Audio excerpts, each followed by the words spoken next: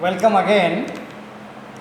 पिछले व्याख्यान में हमने बात की थी कि मौर्यकालीन प्रशासनिक व्यवस्था जिस प्रकार से स्त्रीकृत थी और जिस प्रकार से प्रशासनिक विकेंद्रीकरण और केंद्रीकरण की प्रवृत्ति दोनों पाई गई थी, उस प्रशासनिक विकेंद्रीकरण में हमने देखा था कि मौर्यकालीन प्रशासनिक व्यवस्था में हमने देखा कि साम्राज्य और साम्राज्य के बाद उनको अनेक चक्र, उन्होंने 6 चक्रों में विभाजित किया।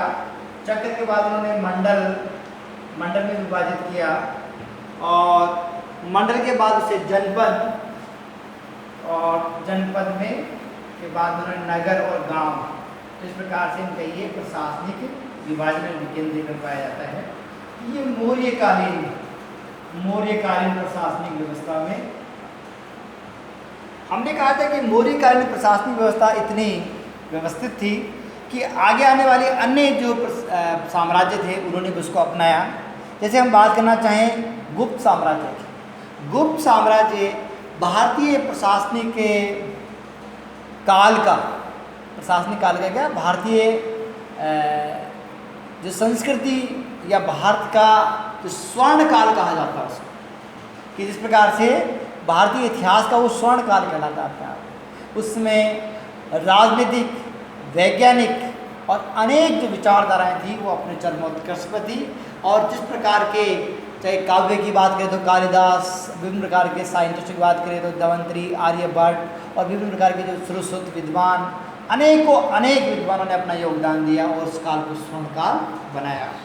इस स्वर्ण काल की बात करें तो ये ठीक मौर्य साम्राज्य के बाद आता है।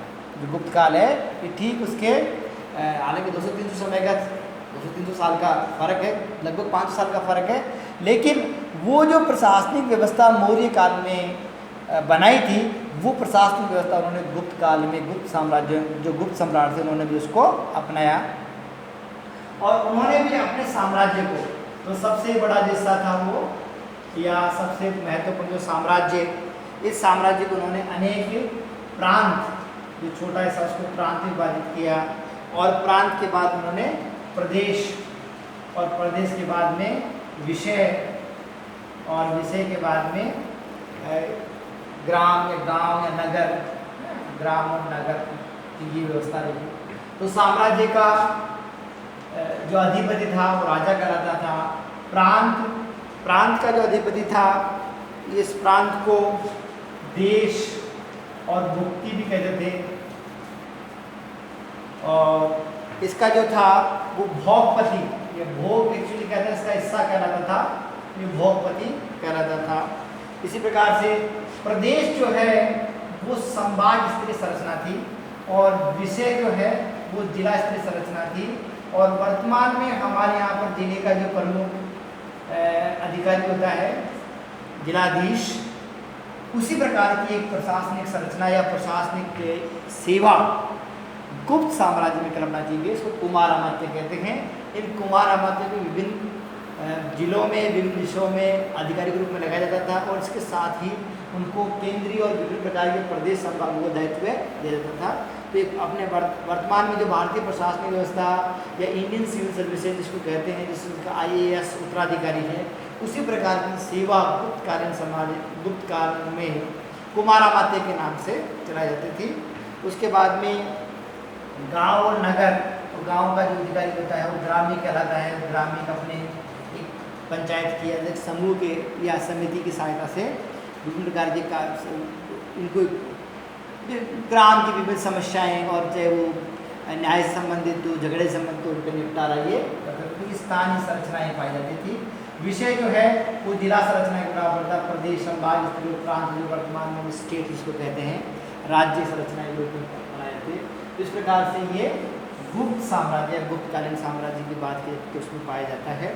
और गुप्तकालीन साम्राज्य में एक नई जो चीज़ हम देखते हैं, बाकी मोर और लेस मौर्य साम्राज्य से मिलता जुलता शासन प्रशासन रहा है, लेकिन कुमारामात्य या जिसको वर्तमान में हम IAS इंडियन एडमिनिस्ट्रेटिव सर्विसेज संरचना इसको कहते हैं, या जिस प्रकार की प्रशासनिक सेवा वर्तमान में पाई जाती है, उस प्रकार से गुप्तकालीन साम्राज्य में या गुप्त काल में पाई जाती थी। गुप्त काल के बाद में राजपूत काल आया, और राजपूत काल अपने आप में इतना अधिक व्यवस्थित नहीं था, क्योंकि राजपूत राजा जो थे, राजपूत राजा जो छोटे छोटे थे, और उन्होंने कुछ अपने उसके हिस्से किए और अपने भाई बंधुओं को बांट दिए। तो राजपूत कालीन जो प्रशासनिक व्यवस्था, उससे हम ये देख सकते हैं कि उस समय जो सामंत की जो बाद में आई, सामंत व्यवस्था जो आई या जागीरदारी प्रथा आई है, वो राजपूत कालीन प्रशासनिक व्यवस्था का एक वो उसमें इनपुट है या उससे वो जन्म ली है, उसके बारे में थोड़ी उपलब्धि मानी जा सकती है। बाकी मोर और लेस, क्योंकि भारतीय प्रशासन में गांव एक मूलभूत इकाई रही है और राज्य जो है वो प्रमुख इकाई रही है। तो गांव और राज्य के बीच में, क्योंकि ये मौर्यकालीन साम्राज्य बड़ा था, गुप्त साम्राज्य बड़ा था, इसलिए यहाँ पर साम्राज्य प्रांत, प्रदेश, विषय और ग्राम और नगर पाए जाते हैं। मौर्य काल में साम्राज्य, चक्र, मंडल, जनपद और नगर पाए जाते हैं। उसके बाद में राजपूत काल में छोटे छोटे राज्य होते थे, तो इसलिए राजा और केवल ग्राम, और बीच में छोटी सी जागीरदार या सामंत प्रकार की व्यवस्था रही। तो कुछ बड़ा लंबा चौड़ा प्रशासनिक व्यवस्था नहीं रही जिसका इस प्रकार से अध्ययन अध्यापन किया जाना चाहिए।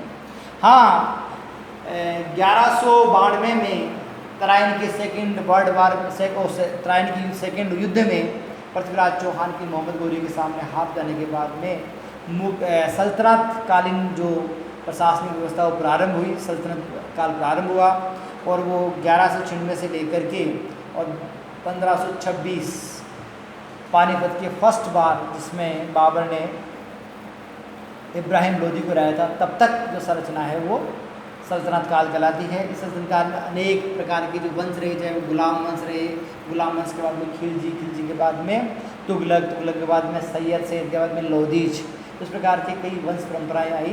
लेकिन मोर और लेस उस समय जो प्रशासनिक व्यवस्था थी वो एक जैसी बनी रही। उस प्रकार की प्रशासनिक व्यवस्था में पहले तो बात ये करते हैं कि साहब अगर हम सल्तनत कालीन प्रशासनिक व्यवस्था की बात करते हैं तो सबसे पहले तो कहते हैं कि जो केंद्रीय जो इकाई थी या जो राजा था, उस राजा का नाम सुल्तान हो जाता है, और राजा को सुल्तान कहा जाता है। और सुल्तान जो था, अब ये बहुत बड़ा देखने की बात है कि हम इसका यहाँ जिक्र क्यों कर रहे हैं। हम जिक्र इसका इसलिए कर रहे हैं कि अब तक जो राजा था वो प्रशासनिक या राजनीतिक इकाई था। वो क्या था कि राजा था वो राजनीतिक शक्ति का प्रतीक था। अब जैसे हम सल्तनत काल में आते हैं तो जो सुल्तान, जो केंद्रीय शक्ति का धारक है, जो सभी शक्तियों का धारक है अंतिम रूप से, वो एक तरह से धार्मिक नेता है। वो क्या है? एक धार्मिक नेता है।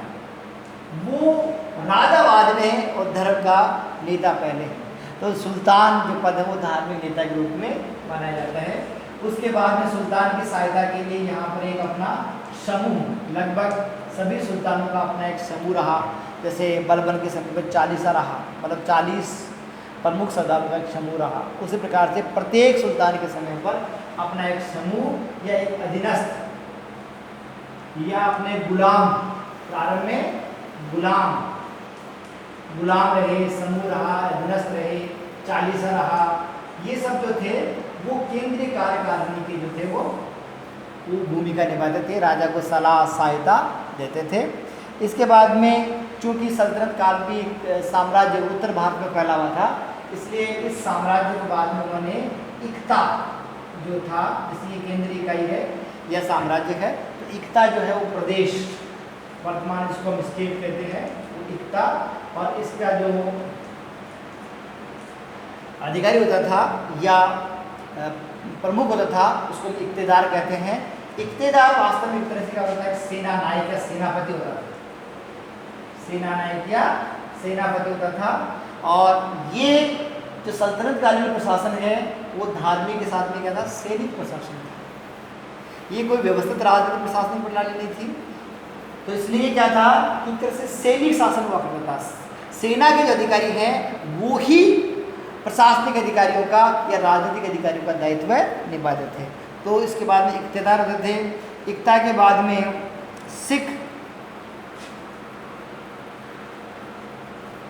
और सिख के बाद में सरकार, और सरकार के बाद में परगना, और परगना के बाद में गांव।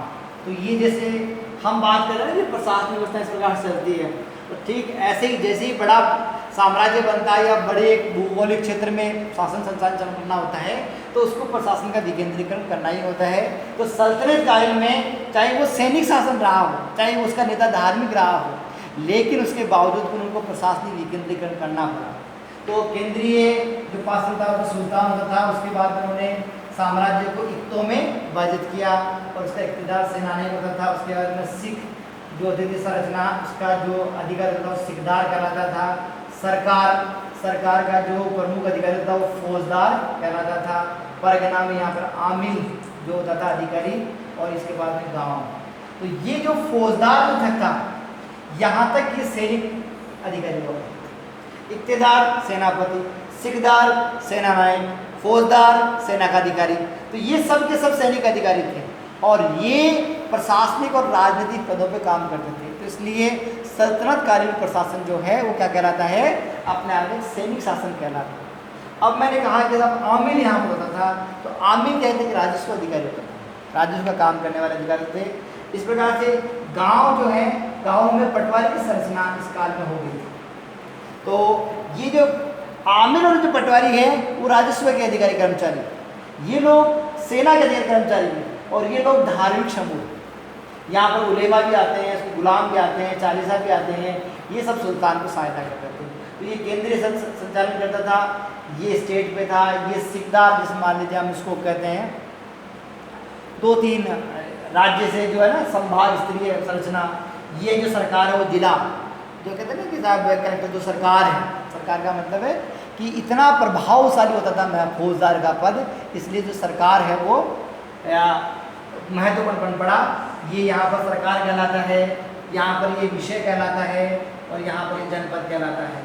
हम जनपद की बात करें, विषय की बात करें या सरकार की बात करें, ये तीनों जो इकाइयाँ हैं वो जिला स्तर की है, जनपद, विषय और सरकार। ये हमेशा से महत्वपूर्ण रही है। इसलिए वर्तमान में हम देखते हैं कि जो प्रशासनिक व्यवस्था में से जिला एक ऐसी प्रशासनिक व्यवस्था है जिसमें सरकार का एक प्रमुख अधिकारी, जिसको जिलाधीश कहते हैं, कलेक्टर कहते हैं, वो बैठता है और वो जिले की समस्त प्रशासनिक, राजस्व संबंधी, लॉ एंड ऑर्डर संबंधी और विभिन्न प्रकार की बाढ़, अकाल, आपातकाल, इन सब की व्यवस्थाओं को नियंत्रण करने वाला अधिकारी होता है।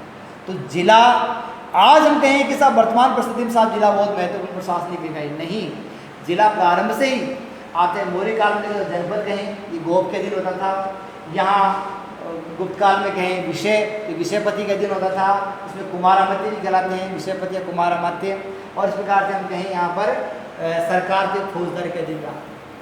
और अगर हम चले मुगल काल में, तो मुगल काल में साम्राज्य को अनेक सूबों में बांटा गया था और सूबे का प्रमुख अधिकारी सूबेदार कहलाता था, प्रमुख अधिकारी सूबेदार कहलाता था। और सूबा को सरकार में बांटा गया और सरकार को परगना में, और परगना के बाद में गांव या डी है जिसको कहते हैं हम मरवा या मारवा कहते थे उसको। तो ये स्टेट, ये जिला और ये तहसील और ये गांव। तो साम्राज्य, प्रांत, जिला, तहसील और गांव, कहीं भी देख लीजिए आप, किसी भी गद्य काल में देख लीजिए, तो आप ये देखेंगे इस प्रकार से प्रशासनिक विकेंद्रीकरण रहा है। क्योंकि हम मुगल काल की बात करते हैं तो मुगल कालीन जो प्रशासन था उसका असर वर्तमान पर भी है कि मुगल काल में जो मालखाना, जो राजस्व के शब्द या जो लॉ एंड ऑर्डर के जो शब्द काम में ले गए, वो वर्तमान हमारे प्रशासनिक प्रणाली में या वर्तमान इन राजस्व में या लॉ एंड ऑर्डर में आज भी शब्द वो काम ले जाते हैं जो उस समय मुगल काल में ले जाते थे। या कहा जाए कि ब्रिटिशर्स जब आए, हम आगे बात करेंगे ब्रिटिशर्स की, ब्रिटिश कालीन इसकी विस्तार से बात करेंगे कि ब्रिटिश कालीन प्रशासनिक व्यवस्था किस प्रकार से थी। लेकिन ब्रिटिश कालीन प्रशासनिक व्यवस्था को हम कहते हैं कि साहब ब्रिटिशर्स ने आकर के हमारे यहाँ पर क्या बनाया कि साहब साम्राज्य बनाया, उसके बाद में स्टेट बनाए, उसके बाद में उन्होंने प्रदेश बनाए, प्रदेश के बाद में संभाग बनाए, जिला बनाया, तहसील बनाई। ये एक हम कह सकते हैं इसके नाम नए हैं, लेकिन ये सारी की सारी प्रशासनिक व्यवस्था पहले से चली आ रही है। क्या मौर्य काल में, क्या गुप्त काल में, क्या सल्तनत काल में, क्या मुगल काल में, हर काल में देखते हैं तो प्रशासनिक विकेंद्रीकरण पाया जाता है। तो ये जो चारों काल जो महत्वपूर्ण काल रहे हैं ब्रिटिश काल के अलावा, जो ब्रिटिश काल के पूर्वगामी भी हैं, इन सभी कालों में प्रशासनिक विकेंद्रीकरण पाया जाता है। तो आज मेरा जो व्याख्यान है उसका समझाने का तात्पर्य या उद्देश्य यही है कि मैं बताना चाहता हूँ कि जिस प्रशासनिक विकेंद्रीकरण या जिस प्रशासनिक सुव्यवस्था की बात करते हैं कि साहब ये ब्रिटिशर्स की देन है या अंग्रेज़ों की भारत में देन है, ये कतई सही नहीं है, बल्कि भारतीय प्रशासनिक प्रणाली, भारतीय प्रशासनिक व्यवस्थाएं, भारतीय साम्राज्य या भारतीय राज्य व्यवस्थाओं में इस प्रकार की व्यवस्थाएं हमेशा रही। ये हमारा अध्ययन अध्यापन में थोड़ा वो हो सकता है, लेकिन ये व्यवस्थाएं हमेशा रही है। और साम्राज्य पे जैसे मान लीजिए कि यहाँ पर जो केंद्रीय व्यवस्था है उसमें वहाँ पर बादशाह, जैसे उसका नाम था पादशाह। पादशाह का मतलब होता है कि जो प्रमुख, जो मतलब जो राजा होता था, सभी प्रकार की शक्तियों का दायरा, वो बादशाह, उसको बाद में बादशाह कहा गया। यहाँ सूबेदार एक व्यवस्था की गई, जो सरकार व्यवस्था की गई, तो सरकार में यहाँ पर भी जो है वो फौजदार जो काम करते थे, परगना में आमिल काम करते थे। अब मुगल काल में जाकर के, जैसे मान लीजिए हम और से तो नहीं करें, लेकिन मुगल काल की जब बात करते हैं तो मुगल काल में राजस्व प्रणाली की बात करते हैं तो वो अपने में बहुत व्यवस्थित थी। यहाँ केंद्रीय जो राजा था, यहाँ पर उसका दीवान, दीवान के बाद में यहाँ पर सूबे में वकील, वकील के बाद में यहाँ फौजदार, और फौजदार के बाद में यहाँ पर आमिल, आमिल के बाद में पटवारी। ये राजस्व की प्रशासनिक व्यवस्था रही। जैसे लॉ एंड ऑर्डर की व्यवस्था रही है ना, जैसे लॉ एंड ऑर्डर को पालन करने वाले लोग हैं, उस प्रकार से दीवान, वकील, फौजदार, आमिल, पटवारी, ये सभी प्रशासनिक व्यवस्था रही है जो राजस्व का काम करती थी। उसी प्रकार से मुगल काल में हम देखते हैं कि लॉ एंड ऑर्डर के लिए जो बड़े क्षेत्र हुआ करते थे, वहाँ पर कोतवाल, जैसे मान लीजिए हम बात करें अलग से इसकी, तो कोतवाल या कोतवाली अभी भी जैसे मान लीजिए देखते हैं कि हमारे शहरों में कोतवाली है, तो कोतवाली का मतलब है कि बड़े जो क्षेत्र हुआ करते थे या नगरीय क्षेत्र होते थे, वहाँ पर लॉ एंड ऑर्डर मेंटेन के लिए कोतवाल हुआ करते थे। और कोतवाल वर्तमान में पुलिस की तरह व्यवस्था नहीं करते थे, बल्कि लॉ एंड ऑर्डर भी मेंटेन करते थे।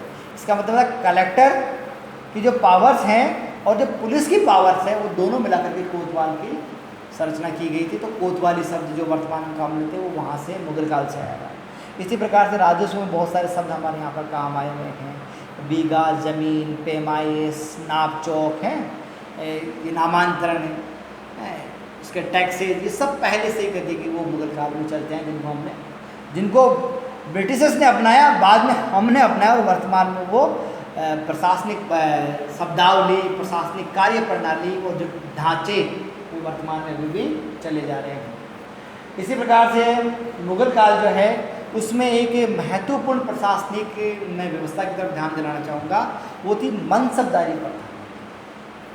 मुगल काल में यहाँ पर यहाँ लिख देता हूँ ये इसकी मनसबदारी, जो मनसबदारी सिस्टम था, ये एक तरह से जैसे मान लीजिए हम बात करें कि यहाँ पर अमात्य हुआ करते थे, यहाँ पर क्या होते थे, अमात्य, महाअमात्य, कुमार अमात्य।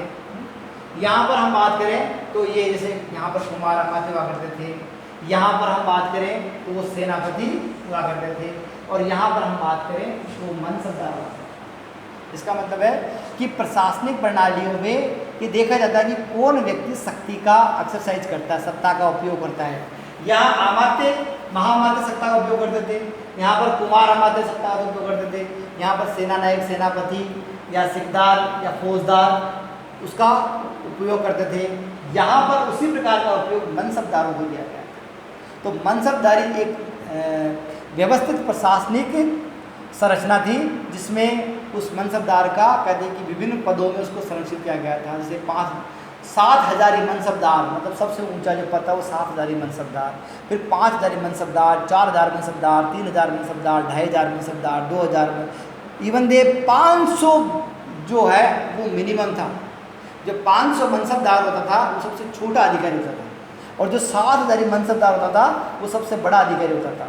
तो 500 मनसबदार से लेकर के 7,000 मनसबदारी तक विभिन्न 14 श्रेणियाँ बनी हुई थी, और उन 14 श्रेणियों में भी जैसे 5,000 मनसबदार दो प्रकार के होते थे। एक तो जिसको ग्रेट रेपुटेशन मिलती थी, कम रेपुटेशन वाला। इसी प्रकार से मतलब एक विस्तृत 14 पदों की संरचना की गई थी और उस पद के साथ में उसकी सत्ता, शक्तियाँ और वेतन जुड़ा हुआ था। तो वर्तमान में हम देखते हैं कि जिस प्रकार से प्रशासनिक प्रणाली है, जैसे IAS है, IPS है, RS है, RJS है, विभिन्न प्रकार की जो प्रशासनिक सेवाएं हैं, उन सेवाओं में क्या जुड़ा होता है कि उसके नाम के साथ में उसका पद, दायित्व और वेतन जुड़े रहते हैं। उसी प्रकार से जो मनसबदारी प्रथा थी, इसमें इसका दायित्व, इसकी शक्तियाँ और उसका वेतन तीनों जुड़े हुए थे। और एक श्रेणी से दूसरी श्रेणी में जिस प्रकार से पदोन्नति होती है ना वर्तमान में, उसी प्रकार से इस मनसबदारी प्रथा में पदोन्नति हुआ करती थी। छोटा मनसबदार, बड़ा मनसबदार। तो जैसे उच्च अगर अच्छा काम करता था और वो उत्कृष्ट काम राजा की सहायता करता था, बादशाहों की सेवा करता था, तो उसको उच्च मनसबदार दिया जाता था। अगर वो कम करता था तो उसको मनसब कम कर देते थे। 7,000 मनसब को 5,000 कर दिया, 5,000 को 4,000 मनसबदार बना दिया, तो उसका मतलब उसका पदावनति कर दी। तो जैसे पदोन्नति करते थे वैसे पदावनति करते। और उसके साथ साथ में उसके कहते वेतन भत्ते जुड़े रहते थे, उसकी सुविधाएं जुड़े रहते थे, उसका मान सम्मान जुड़ा रहता था। तो इस प्रकार से जो वर्तमान में जिन प्रशासनिक सेवाओं की बात कर रहे हैं कि साहब ब्रिटिशर्स की देन है, इस प्रकार की प्रशासनिक व्यवस्था भारत में पहले भी रही है, चाहे वो आमात्य के रूप में हो, कुमार आमात्य के रूप में हो, इधर फौजदार के रूप में हो, इधर मनसबदार के रूप में हो, वो विभिन्न प्रकार की प्रशासनिक संरचनाएँ पाई गई हैं। तो मेरा इस व्याख्यान का तात्पर्य, मैं उद्देश्य ये कहना चाहता हूँ कि भारतीय प्रशासनिक जो व्यवस्था है वो प्रारंभ से या जैसे मान ऋग्वेद से मौर्य काल, गुप्त काल, राजपूत काल, सल्तनत काल, मुगल काल, उसके बाद ब्रिटिशर्स, ये मोर और लेस 2 प्रकार की इसमें व्यवस्था रही। एक तो ये रही कि इसमें विकेंद्रीकरण पाया जाता है, विभिन्न जो कालखंड है उसमें विकेंद्रीकरण पाया जाता है। बड़ा क्षेत्र, छोटा क्षेत्र, छोटा क्षेत्र, उससे छोटा क्षेत्र, सबसे छोटा क्षेत्र, या जैसे मान लीजिए गांव से ऊपर विषय, प्रदेश, प्रांत, साम्राज्य, फिर ये बड़ा, छोटा, छोटा, छोटा, फिर छोटा, बड़ा, बड़ा, बड़ा। उस प्रकार से हम कहते हैं कि भारतीय प्रशासनिक जब इसका अध्ययन किया जाता है, व्यवस्थाओं के ऐतिहासिक अध्ययन किया जाता है, तो हम देखते हैं कि इसमें विकेंद्रीकरण पाया जाता है। लेकिन ये सभी संरचनाएं कहीं जाकर के एक बिंदु पर इकट्ठी होती है, इसलिए इनमें केंद्रीकरण भी पाया जाता है। चाहे वहाँ राजा का हो, सुल्तान का हो या बादशाह का हो, ये प्रमुख सत्ता का धारक है। अधिकांश जो प्रशासनिक व्यवस्था है राजतंत्रात्मक रही, लेकिन तंत्रात्मक व्यवस्थाओं होने के बावजूद भी मौर्य काल और गुप्त काल में राजा से उम्मीद की गई कि वो प्रजा के कल्याण की बात करें। सल्तनत काल में चूँकि राजा की जो या सुल्तान की स्थिति जो थी धार्मिक थी और वो बाहर से आए हुए लोग थे यहाँ के, इसलिए वो जनहितकारी या लोक अधिकारी राजा नहीं बन पाए।